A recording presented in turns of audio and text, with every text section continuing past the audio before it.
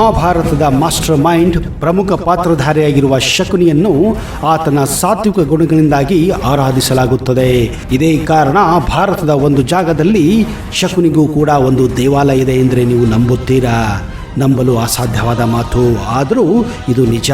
ಹಾಗಾದರೆ ಆ ದೇವಸ್ಥಾನ ಎಲ್ಲಿದೆ, ಹೇಗಿದೆ, ಅಲ್ಲಿ ನಡೆಯುವ ವಿಶೇಷ ಆಚರಣೆಗಳೇನು, ಈ ಎಲ್ಲ ಮಾಹಿತಿಯನ್ನು ಇವತ್ತಿನ ಈ ವಿಡಿಯೋದಲ್ಲಿ ನಿಮಗೆ ಕೊಡ್ತಾ ಇದ್ದೀನಿ. ಅದಕ್ಕಿಂತ ಮೊದಲು ನೀವು ನಮ್ಮ ಚಾನಲ್ಗೆ ಹೊಸಬರಾಗಿದ್ದರೆ ದಯವಿಟ್ಟು ಈಗಲೇ ಸಬ್ಸ್ಕ್ರೈಬ್ ಮಾಡಿ, ಜೊತೆಗೆ ಬೆಲ್ ಐಕನ್ ಕೂಡ ಪ್ರೆಸ್ ಮಾಡಿ.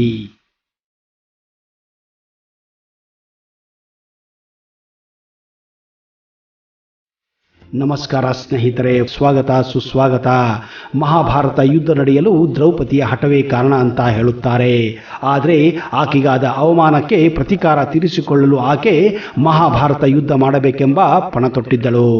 ನೀರಿನ ಕೊಳದಲ್ಲಿ ಬಿದ್ದ ದುರ್ಯೋಧನನ್ನು ನೋಡಿ ನಕ್ಕಿದ್ದ ದ್ರೌಪದಿ ವಿರುದ್ಧ ಉಪಾಯ ಕಟ್ಟಿ ಶಕುನಿ ಆಕೆಯ ವಸ್ತ್ರಾಹರಣ ಮಾಡುವಂತೆ ದುರ್ಯೋಧನನಿಗೆ ಹೇಳಿಕೊಟ್ಟಿದ್ದ. ಕೌರವರ ಪಾಲಿಗೆ ಚಿಕ್ಕಪ್ಪನಾಗಿರುವ ಶಕುನಿ ತನ್ನ ಸೋದರಿಯ ಕುಟುಂಬಕ್ಕೆ ಸರ್ವನಾಶಕ್ಕೆ ಮುಹೂರ್ತ ಇಟ್ಟವನೇ ಈ ಶಕುನಿ. ಈ ವಿಷಯ ಎಲ್ಲರಿಗೂ ಗೊತ್ತು. ಆದರೆ ಈತನಿಗೆ ಇರುವ ಸಾತ್ವಿಕ ಗುಣದಿಂದಾಗಿ ಈತನಿಗೆ ಭೂಲೋಕದಲ್ಲಿ ಆರಾಧಕರು ಇದ್ದಾರೆ ಎಂಬುದು ಅಷ್ಟೇ ಸತ್ಯ. ಕುರುಕ್ಷೇತ್ರ ಯುದ್ಧವು ನಡೆಯಲು ತನ್ನ ಕುತಂತ್ರ ಹಾಗೂ ತಾಂತ್ರಿಕ ವಿದ್ಯೆಯನ್ನು ಸಂದರ್ಭಕ್ಕೆ ತಕ್ಕಂತೆ ಬಳಸಿದ್ದವ ಇವ. ಆದರೆ ತನ್ನ ಸಹೋದರಿ ಗಾಂಧಾರಿಗಾಗಿ ಉತ್ತಮವನ್ನೇ ಬಯಸಿದ್ದವ ಈ ಶಕುನಿ. ಕುರುಕ್ಷೇತ್ರ ಯುದ್ಧ ನಡೆಯುವ ವೇಳೆ ಶಕುನಿ ಇಲ್ಲಿ ಕೌರವರೊಂದಿಗೆ ಆಗಮಿಸಿದ್ದು ಸೈನಿಕರು ಯುದ್ಧಕ್ಕಾಗಿ ಶಸ್ತ್ರಾಸ್ತ್ರಗಳ ಸಿದ್ಧತೆ ನಡೆಸಿದ್ದರು ಎಂದು ಹೇಳಲಾಗುತ್ತದೆ. ಭಾರತದ ಕೇರಳ ರಾಜ್ಯದ ಕೊಲ್ಲಂ ಜಿಲ್ಲೆಯಲ್ಲಿರುವ ಕೌರವ ಸಮುದಾಯ ಪವಿತ್ರೇಶ್ವರಂ ದೇವಾಲಯ ಶಕುನಿಯ ದೇಗುಲದ ಮೇಲ್ವಿಚಾರಣೆ ಮಾಡುತ್ತಾರೆ. ಇಲ್ಲಿ ಒಂದು ಪುರಾತನ ದೇವಾಲಯ ಕಟ್ಟಡವಿದೆ. ಇದು ಅತ್ಯಂತ ಹಳೆಯ ಕಾಲದ ಕಟ್ಟಡವಾಗಿದೆ. ಇದನ್ನೇ ಶಕುನಿಯ ದೇವಾಲಯ ಎಂದು ಕರೆಯುತ್ತಾರೆ. ಶಕುನಿಯು ಬಳಸುತ್ತಿದ್ದ ಸಿಂಹಾಸನವೊಂದು ದೇಗುಲದಲ್ಲಿ ಇನ್ನೂ ನಿಮಗೆ ಗೋಚರಿಸುತ್ತದೆ. ಈ ದೇಗುಲದಲ್ಲಿ ಯಾವುದೇ ಪೂಜೆ ಪುನಸ್ಕಾರಗಳು ನಡೆಯುವುದಿದ್ದರೂ ಭಕ್ತಾದಿಗಳು ತೆಂಗಿನಕಾಯಿ, ರೇಷ್ಮೆ ಬಟ್ಟೆ ಮತ್ತು ಈಚಲ ಗಿಡದ ರಸವನ್ನ ದೇಗುಲಕ್ಕೆ ಅರ್ಪಿಸುತ್ತಾರೆ.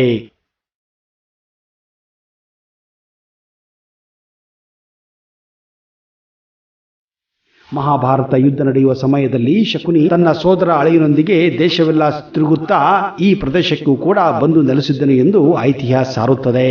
ಶಕುನಿಗೆ ಇಲ್ಲಿ ದೇವತಾ ಮೂರ್ತಿಯಾಗಿ ಪೂಜಿಸುತ್ತಾರೆ. ಈ ಪ್ರದೇಶದಲ್ಲಿಯೇ ಕೌರವರು ತಮ್ಮ ಆಯುಧಗಳನ್ನು ಹಂಚಿಕೊಂಡಿದ್ದರು ಎಂದು ಹೇಳಲಾಗುತ್ತಿದೆ. ಇದೇ ಕಾರಣ ಇದನ್ನ ಪಾತುಕೇಶ್ವರ ಎಂದು ಕೂಡ ಕರೆಯಲಾಗುತ್ತದೆ. ಹಾಗೆಯೇ ನಂತರದ ಕಾಲದಲ್ಲಿ ಈ ದೇವಾಲಯವನ್ನು ಪವಿತ್ರೇಶ್ವರವೆಂದು ಮಾರ್ಪಡಿಸಲಾಗುತ್ತದೆ ಎಂದು ಇತಿಹಾಸ ಸಾರುತ್ತದೆ. ಶಕುನಿಯ ಮಗನಾದ ಉಲುಕುವನ್ನು ಸಹದೇವ ಸಾಯಿಸುತ್ತಾನೆ. ಇದರಿಂದ ಮಗನನ್ನು ಕೊಂದ ಕೋಪದಿಂದ ಶಕುನಿಯು ಸಹದೇವನ ಮೇಲೆ ತನ್ನ ಆಯುಧವನ್ನು ಹಿಡಿದು ದಾಳಿಗೆ ಮಾಡಲು ಹೋಗುತ್ತಾನೆ. ತದನಂತರ ಮಹಾಭಾರತದ ಗ್ರಂಥದ ಪ್ರಕಾರ ಶಕುನಿಯು ಯುದ್ಧ ಮಾಡುತ್ತಾ ಪಾಂಡವರಲ್ಲಿ ಚಿಕ್ಕವನಾದ ಸಹದೇವನ ಕೈಯಲ್ಲಿ ಮರಣ ಹೊಂದುತ್ತಾನೆ.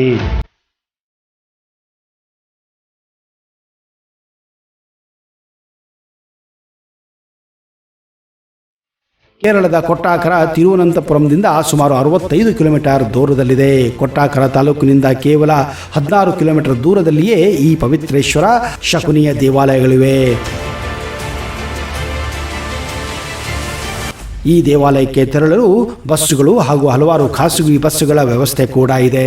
ಸ್ನೇಹಿತರೆ, ಒಂದು ವೇಳೆ ನೀವು ತಿರುವನಂತಪುರಂಗೆ ಹೋದರೆ ಶಕುನಿ ದೇವಸ್ಥಾನಕ್ಕೂ ಭೇಟಿ ಮಾಡುವ ಪ್ರಯತ್ನ ಮಾಡಿ. ಶಕುನಿಯ ಬಗ್ಗೆ ನಿಮ್ಮ ಅನಿಸಿಕೆಯನ್ನು ದಯವಿಟ್ಟು ಕಮೆಂಟ್ ಬಾಕ್ಸಲ್ಲಿ ಹಾಕಿ. ಇಂತಹದೇ ಅಚ್ಚರಿಯ ಮಾಹಿತಿಯೊಂದಿಗೆ ಮುಂದಿನ ಸಂಚಿಕೆಯಲ್ಲಿ ಮತ್ತೆ ಬರುತ್ತೇನೆ. ಅಲ್ಲಿಯವರೆಗೆ ಜೈ ಹಿಂದ್, ಜೈ ಕರ್ನಾಟಕ.